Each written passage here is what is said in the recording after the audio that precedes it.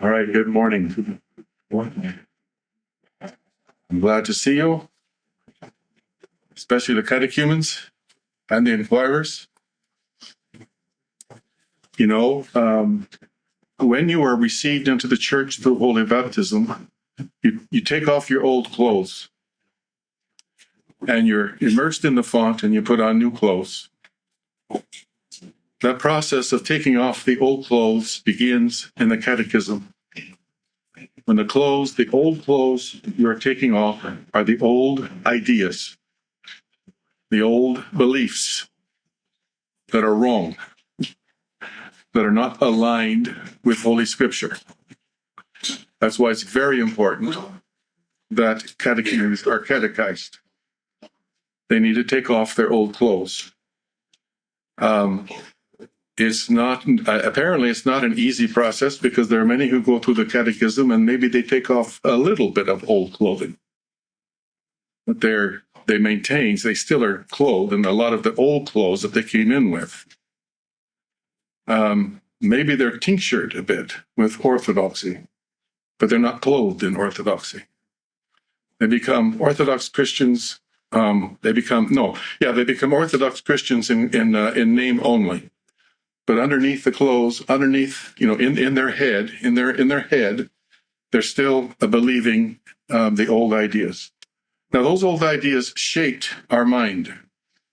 And so it's really hard even to identify those old ideas. And it is the fact that after you're received into the Orthodox Church, if you are still trying to learn, but learning never ends in the Orthodox Church. If you're still trying to learn, you will discover that there's a lot of old clothes that keep coming off. I would say that for me, the process of taking off those old clothes has slowed down in the last 2 or 3 years. But I still find that there's still some old clothes in there, these I'm still wearing, they're still needing to be taken off. So we are now in this spring, this winter-spring session. We are cutting to the chase. We're going right to the heart, right to the nub of what it is to be Orthodox. It is given in the understanding of salvation as theosis, which is thoroughly biblical. You'll find it in Genesis chapter 1, verse 1. That's where it begins, and I can show you in a minute, maybe, if I get to it. And it is interesting it is significant, and it is worth considering why it is that the Orthodox Church is the only church that teaches salvation as theosis, especially if it is biblical. It is the biblical doctrine. Salvation is theosis.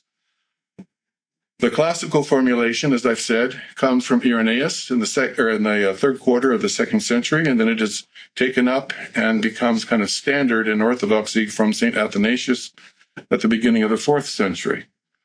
God became man, that man might become God. That is not alien to the Scriptures at all. It's simply taking from the Scriptures and summarizing them in a neat little formula. It's kind of a succinct summation of John chapter 1, verses 12 through 14.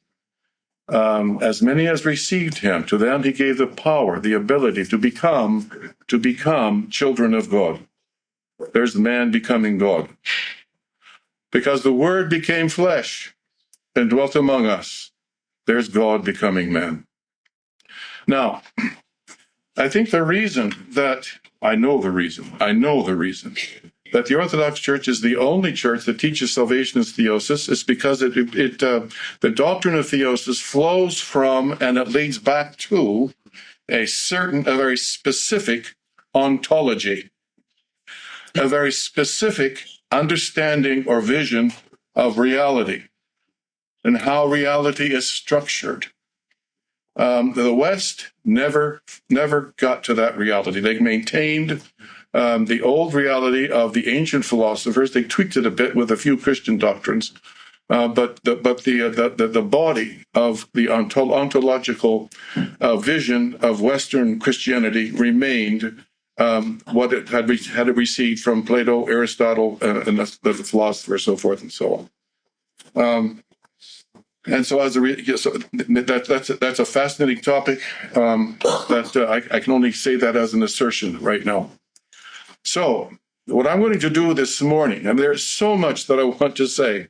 There's like 30, 40, 50 things that are all equally important, and I want to teach them to you all at once. But obviously we can't. For example, we're coming into Great Lent.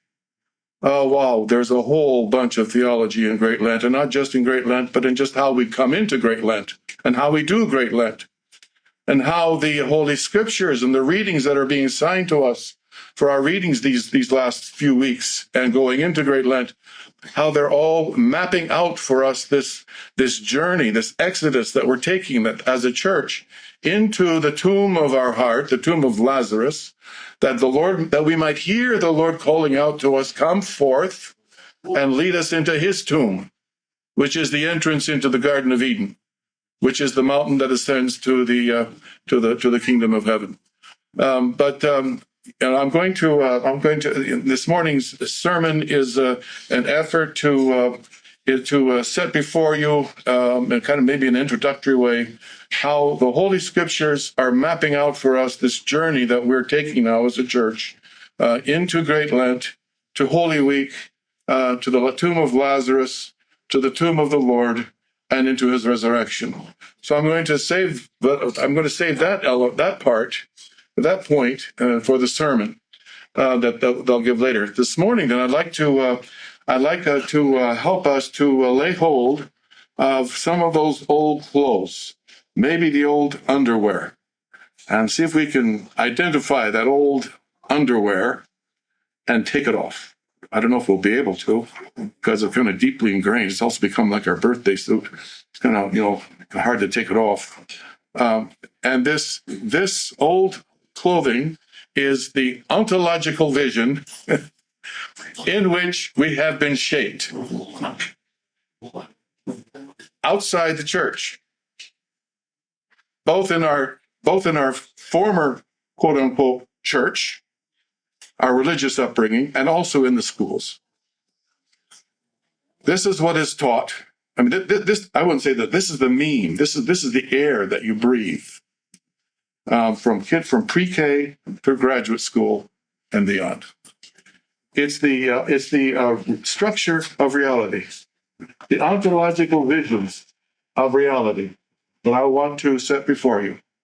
That makes Orthodoxy something completely different, and which opens the eyes to see that salvation is to become one with God, who has become one with us.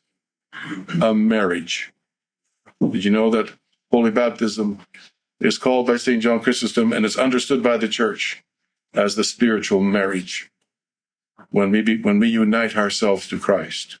I marry myself to Christ. That's what you're saying. I unite myself to Christ. I marry Christ. And then Holy Eucharist becomes the marriage banquet. In the Latin West, when back in the days when the Latin West was still Orthodox, they described the baptismal font as the uterus ecclesiae, the womb of the church, because that's where you are born as a child of God. That's where you take off the old clothes, you take off the old man with all of his understandings, all of his thoughts, all of his feelings, everything, and you become a new man, born as a child of God. Again, my favorite analogy is like St. John and St. Peter with the myrrh bearers coming into the tomb of Christ, which is now empty. You understand what that's telling us, that what the theology there is? St. John, St. Peter, the holy myrrh bearers, they're dying. They're dying. They're leaving the world. And they're coming into the tomb of Christ, which is now not a tomb anymore. I mean, it's become so different. It's not even a tomb anymore. It's become a bridal chamber. They don't see a body there. It's not a place of death anymore. And I'm guessing that, from Old Testament evidence, I'm guessing that they also could smell at the resurrection. It did not have the stench of death. I think this is one reason, St. John, it's not just what he saw, it's also, I think, what he smelled, that he suddenly believed and understood the scriptures. Where St. Peter, according to St. Luke, when he comes into the tomb, St. Luke doesn't even talk about St. John. When he comes into the tomb, he is completely discombobulated. It's difficult to translate the Greek word that's describing St. Peter's feelings when he comes out of the tomb. It's like he's disoriented completely. It's like his whole world was turned upside down. He doesn't know what to make of it. Whereas St. John, he comes in. Remember, St. John is the one who stayed with the Lord even all the way to the cross. St. Peter's the one who denied the Lord 3 times.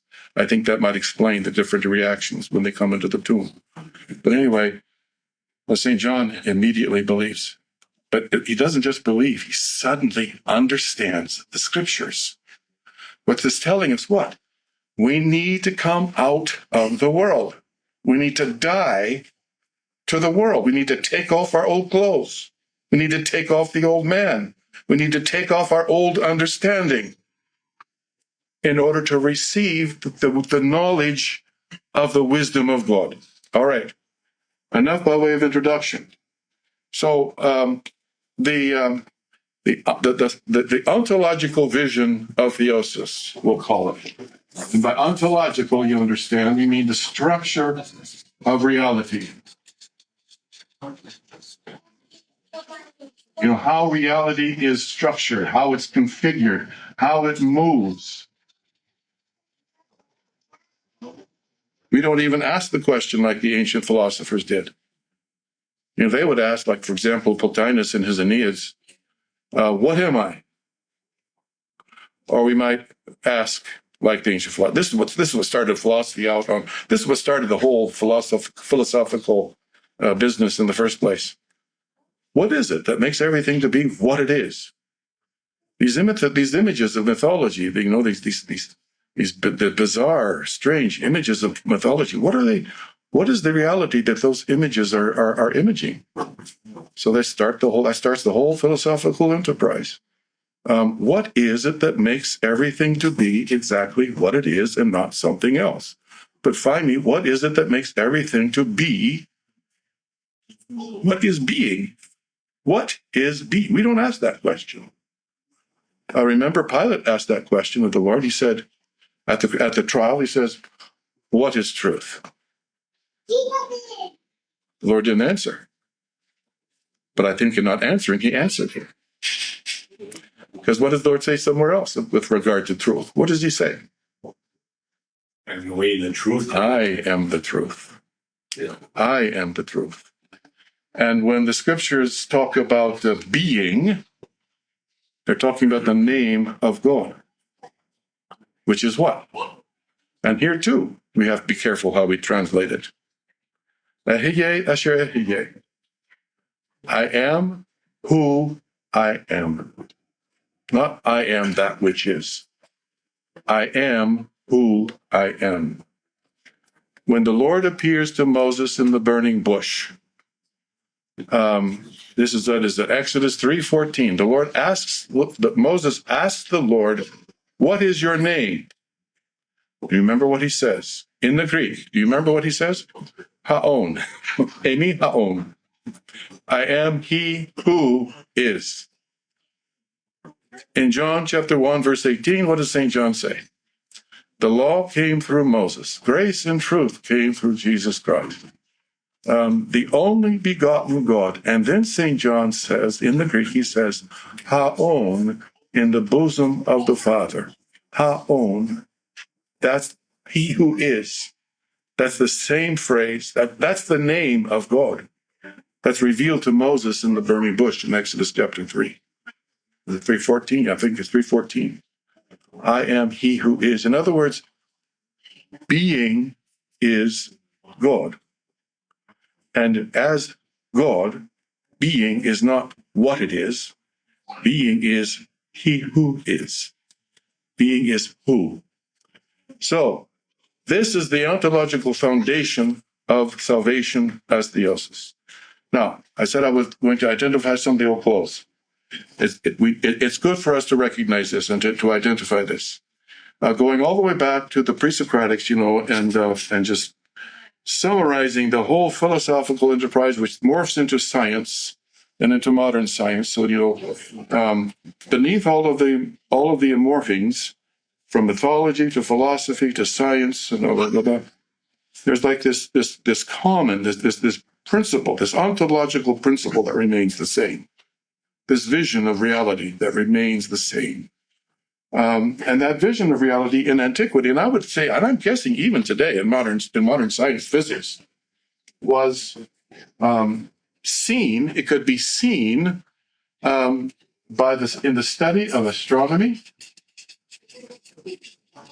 In other words, studying the stars, the movement of the stars, and noting how the stars, the planets, the sun, the moon, all those heavenly celestial bodies, which are considered to be divine, by the way, all those stars, they move and they keep a certain, relationship to one another that can be described or drawn in terms of geometry, because there's ratios that remain constant, both in terms of their movements and in the terms of their spacing. So astronomy was like we'll say it was the embodiment of geometry. And geometry is the embodiment, we might say, of reality. This is why in antiquity, numbers were considered were believed to be reality. Numbers. Well, that's reality. This geometrical structure, or this structure that can be mapped out with geometry, through geometry. So you can study the stars, and it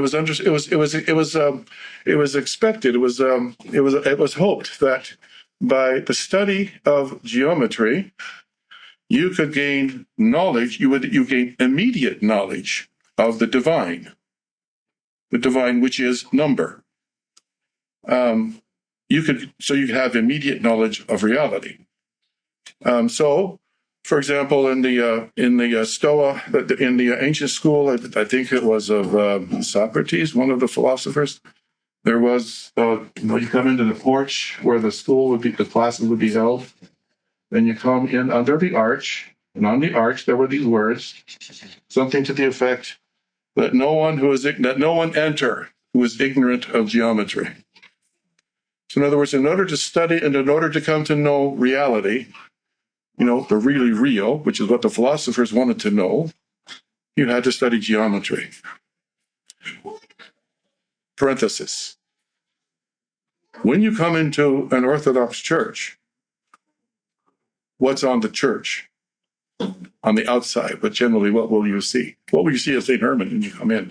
If you even look at it, you have to look way up to see it. What are you coming in under? Have you noticed? Chris? The cross. The cross. Yeah. The cross. When you come up the steps through the doors, has anyone noticed you got this? He's not there now because of the renovation, but there's the Christ icon here. There's the Theotokos icon over here. What's over the doors as you come into the nave? There's St. John the Baptist, Christ, Theotokos. And if you come into an Orthodox church that has been built according to Orthodox theology from the ground up, and then has not done as we have done, which is to buy an old Lutheran church and then revamp it as best we can into an Orthodox church, you'll come in under a huge dome, right? And what's on the dome?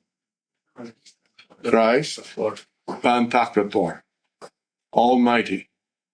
And that word, Almighty, Pantocrator, doesn't mean just powerful. It means an active reality. He's active. Now, the dome, you understand, in an Orthodox church built according to Orthodox theology, the dome is the heavens.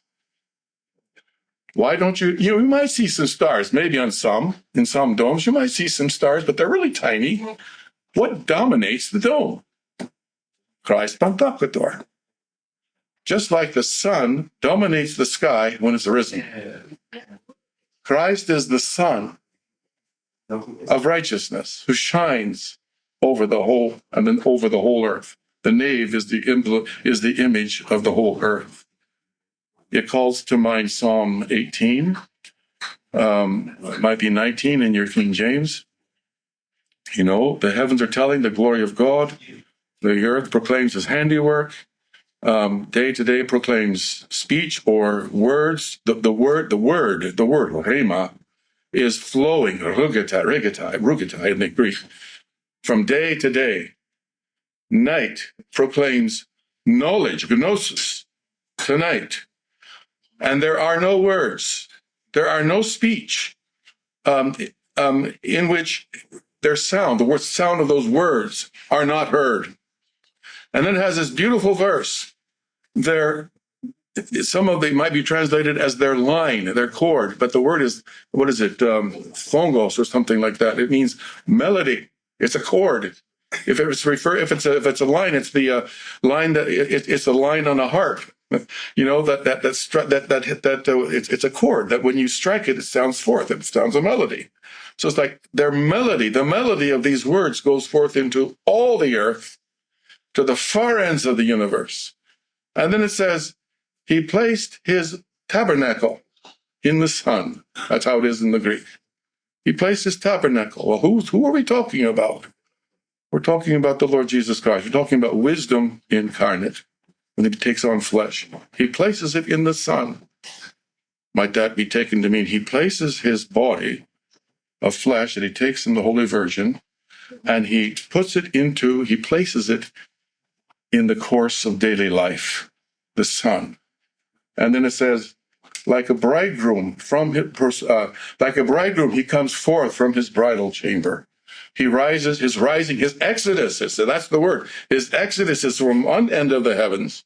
His going down is to the other end. And then it says, and there is no one who is hidden from his warmth.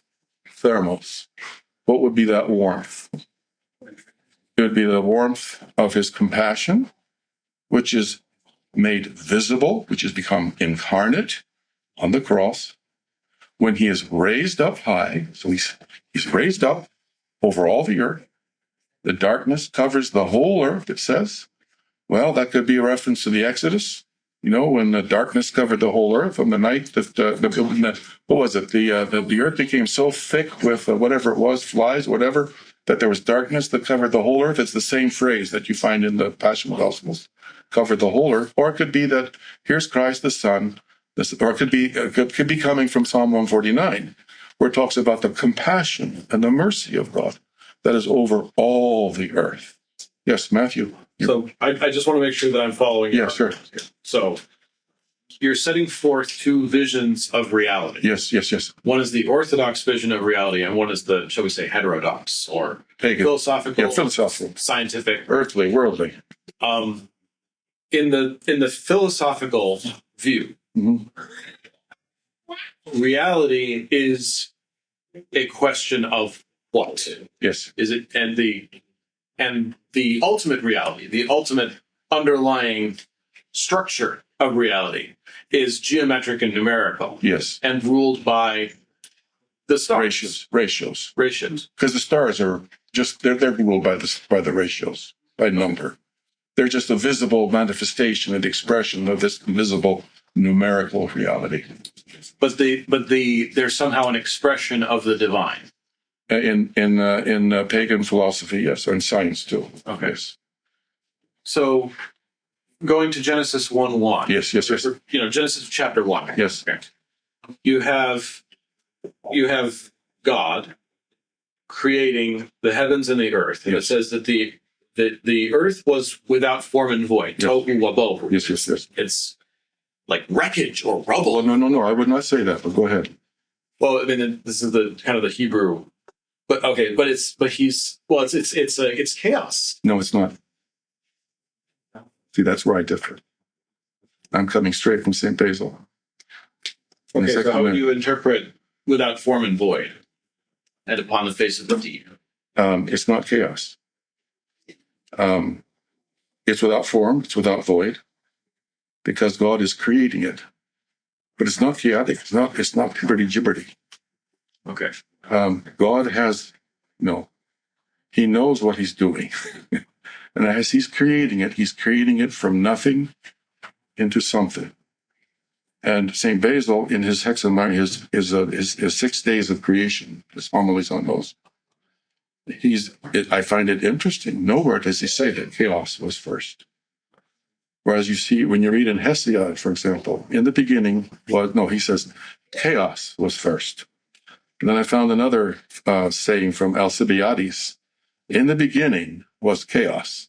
But that is not the biblical, that is not the biblical vision. In the beginning was God. And God created the heavens and the earth. I think now keep in mind also that Moses is writing this account of the creation on Mount Sinai. What's been revealed to him on Mount Sinai. The heavenly pattern that has been revealed to him on Mount Sinai. And the worship of Israel, with all of its liturgical appointments, all of its ablutions and sacrifices, everything, even its calendar, everything is supposed to be exactly according to that heavenly pattern or the image, so that the worship of Israel becomes, it is revealed to be the how would you say, the embodiment, the visible expression of the heavenly tablet, and it is the creation in its heart. It is creation in its heart. So when God creates the heavens and the earth, it's like creating a tabernacle. First, there's nothing, but we have a very definite idea what we're building. We start from nothing, but according to the pattern that has been revealed to us, we're going to construct the temple. We're going to put together the rituals, the sacrifices, the ablutions. So there's no chaos. At the beginning is the image, the tablet. That's what's in the beginning. Okay, so moving on, what the philosophers did, what the pagans did, was they deified or gave, they ascribed godly power to the heavenly bodies. Yes. And to the movement of the heavenly bodies, to the geometrical form. Again, make that distinction if you can between the heavenly bodies themselves and the geometrical ratios that they are visible emblems of. So there's the visible form of those geometrical ratios, the body, the heavenly bodies, and then there's the thing itself, if you want to call it that, which is the geometrical ratios themselves, which are invisible. Okay, so in Genesis, God creates badal. He creates a division or a difference or a separation between the night and the day. He creates the bodies for signs and for seasons and for days and for years. That's verse 14, yes. But he does not give them names. Okay. In Hebrew, he does not give them names. Yeah, right, because Adam's going to give them the name, right? Exactly. Yeah. But he does not call them Sol and Mani or Helios and Selene. He calls he sets up an elder light and a younger light. Okay. Right. The elder light to rule the daytime and the younger light to rule the night. I'm using these terms very technically from the Hebrew. It's that one is considered to be it's the same as the distinction between an elder brother and a younger brother. Right. But he's not giving them names. He is not sharing the essence of his divinity with them. They are created. Correct. Everything's created. But again, going back to the point, the hermeneutical rubric here for me is the heavenly tablet on Mount Sinai. So everything is created according to the pattern. Everything is created according to the image. So everything's an image. Everything's an image of that heavenly tablet. So I'm going back to what you were saying about in the Orthodox Church, how the Pantocrator in the nave, in the heavens, is Jesus as the Son of Righteousness. S-U-N, right? S-U-N. Yes. Right. So in that sense, because so the sun was created On the fourth day. fourth day. Yep. After the plants have been created and are already starting to grow. Wait. Yeah. The plants Yes. are created on the third day. Yes. So the sun was created after Yes. the plants. Yes. Yes. So what's that light that they're growing in? They need light to grow. So anyway, But the light was created before that. the light, I don't know if I'd say it was created. It came to be. Oh yeah. Let there be light. Yes. Correct. Yes. It was spoken into being. And then Yeah. Which takes you to John 1:1, doesn't it? But even keep going. Keep going. okay, so if that being the case, if the creation is the establishment of the heavenly tabernacle, The visible image of the heavenly tabernacle. right? And Jesus, we're saying Jesus is the Son of Righteousness, and Adam was created on the sixth day. In fact, on the latter half of the sixth day. Yes. That would make Jesus the elder brother, and us the younger brother. Excellent. Yes, I had not seen that, but yeah, I see that now. Yeah. I mean, so if I may suggest, you see how your reading of the Bible is influenced by the confession that Jesus is the Christ, the Son of God. You know, our reading of the Bible. So this is for everybody to see. How we read the Bible is completely dependent on what we say about God and what we say about Jesus. Completely dependent. Now, we'll bracket all that off for now, okay? So my point is that going back to where we left off, in this vision of reality as geometrical, let's say, as numerical, as constituted of numerical ratios. Can you see that there is no room for a creation? I mean, really. If anything is created, it's created from what's already there. And do you not see that in modern day science? Well, I mean, you see it in the Upanishads, the Far East. All these, what they're called kopas, these world years that are supposed to be 25,000 years or so in astronomical time, and they just keep going around, just repeating themselves. In modern day science, we have the Big Bang, but scientists are wondering what was before the Big Bang. In other words, the Big Bang didn't. I heard some just maybe a couple decades ago, some scientists, maybe it was Stephen Hawking, even the atheist Stephen Hawking, speculating that maybe things did come from nothing. Maybe the Big Bang did explode from nothing. But anyway, in ancient philosophy, in ancient philosophical thought, there is no creation, and you even see it in the myths. For example, perhaps the most beautiful myth, the Enuma Elish of Babylon.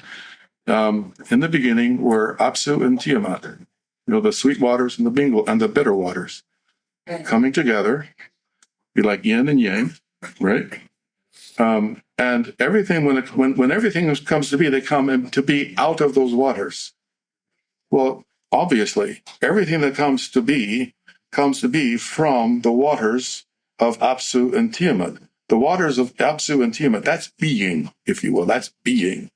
So what are we? What are we? Well, if in my irreducible essence, I'm a drop of water from Apsu and Tiamat. So that's a mythological image that is carried over into philosophy, in which there's no creation. There's being, there's the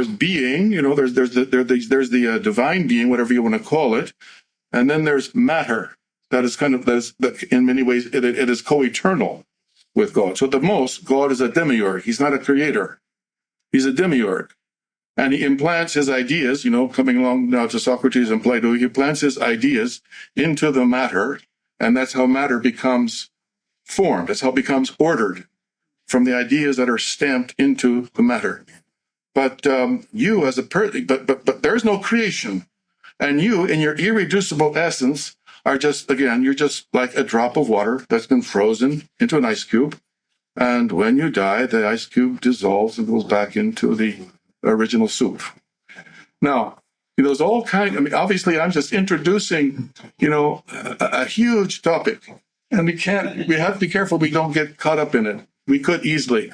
I just want to get the general idea in front of you, because now I want to go to the ontological vision of the Bible, which is already, which, as I said, is what the understanding of salvation as theosis comes from. It's from that ontological vision.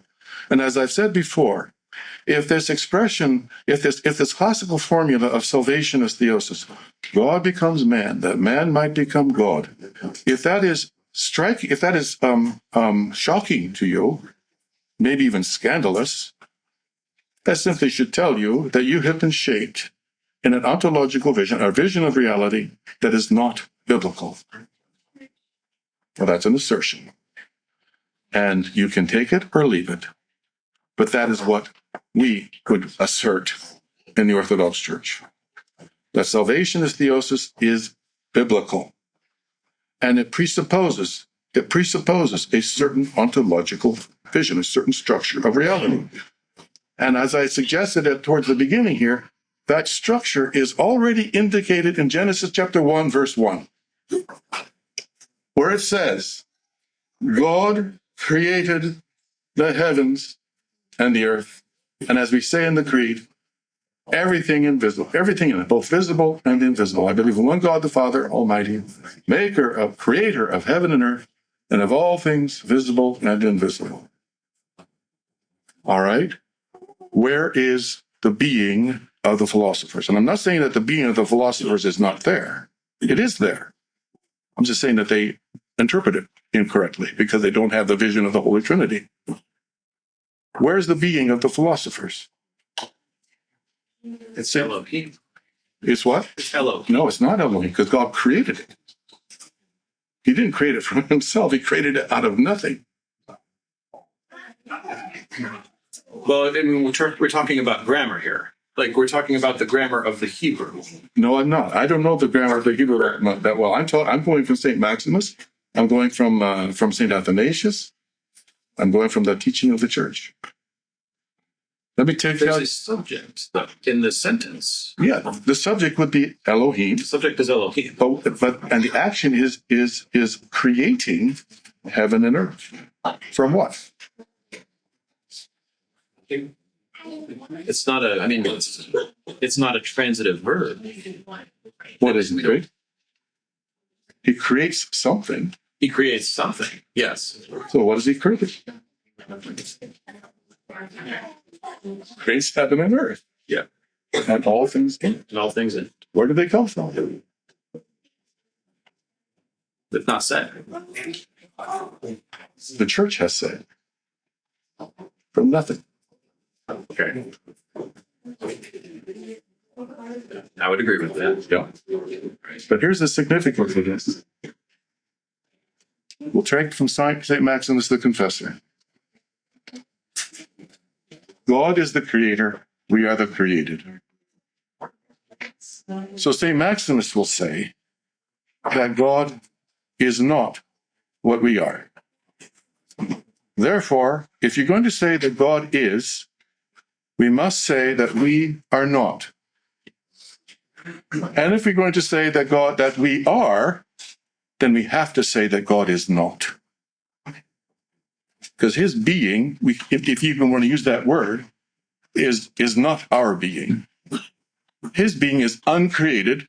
And notice that's a apophatic word. It's a negative word. It's not saying what God is. It's saying what he's not. He's not created. We are created. Now, how is this the foundation of theosis, of salvation as theosis? And understanding that theosis is our becoming one with God, because God has become one with us. In other words, theosis is this communion of lover and beloved, in which neither the lover nor the beloved dissolve into one another. That was Empedocles' vision of love, when he said that love is the principle of the universe. But what he meant by love was this dissolution of all the particulars into the one.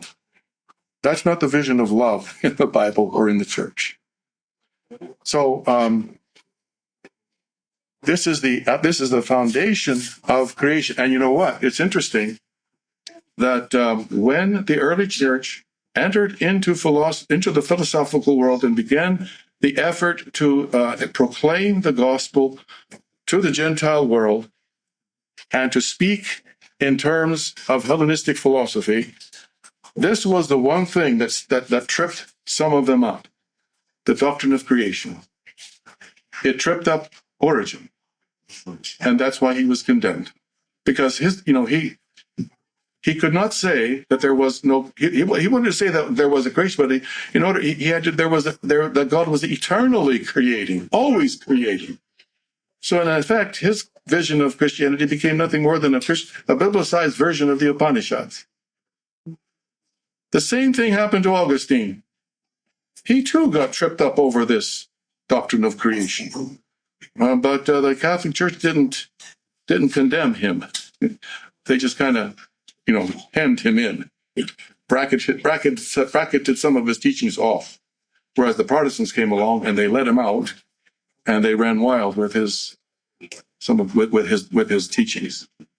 But it's this doctrine of creation that is at the foundation, you could say, of the whole theological vision of the church. This is all, and what I'm driving to. I just want to drive up. I'm just setting you up for this very simple point: that being itself is revealed in Holy Scripture to be a mystery of communion. Because being, however you want to describe that, and we'll work on describing that later, comes into being in God, from God. If you will, God is outside of creation, but he creates it within himself, within his Son, within the image of God. So that reality itself is a communion of uncreated being with created being. That means that we exist in our irreducible essence. However, we're going to say that. And actually, our irreducible essence is who we are. It's not what we are, it's who we are. But in our irreducible essence, we exist in communion with the uncreated God. That's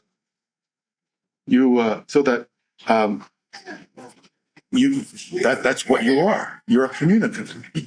So when St. Paul writes in the Hebrews, for example, that Christ became, what does he say? Christ became a partaker of our flesh and blood. And then he writes in the next chapter, and Christ, that we may become partakers of Christ. There's theosis again. Christ, God the Son, becomes a partaker of our flesh and blood. We become a partaker of Christ's flesh and blood. And when we become partakers of Christ's flesh and blood, jumping now to 2 Peter, we become communicants. That's the word, koinonia. We become communicants of the divine nature. All of this is an expression, it's a revelation of the mystery of reality as communion, the created existing in communion with the uncreated God, who himself is a communion of three persons. Yes, Matthew, we got less than a minute. I know. So to sum up, all right, this is again, please correct me if I'm wrong. This is what I'm hearing. On the question of ontology, right? The church proclaims that there is one creator who is uncreated, and we are not him. Correct. Right. So we have, and yet we exist. Separation. And yet we exist. Yes. And yet we exist. There's a wall. There's a separation. Wall. Yes. And the church proclaims a way of overcoming this separation through communion. Through communion that is made possible, first of all, in the very way that God made the world, which is consummated when God himself becomes flesh. And when he becomes flesh, he is not acting contrary to his nature. And when we become God, we are not acting contrary to our nature, because our nature is to be in communion with God. All